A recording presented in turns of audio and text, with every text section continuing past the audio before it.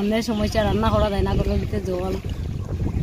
এরপরে গরুরও তো ওখানেও আরেক জায়গা খুঁজি, আর একজনের বাড়িতে রাখি, আর ওদিকে রাখি, গরু রাখি, ওখানে অনেক রাখি। এরপরে বাসের কলার বুড়ে আমরা এদিকে বাইরে যাই। 7 দিন 8 দিন ধরে গুলা জল কিরকম তার মুখ বাড়ি গেল লেগে আইছি।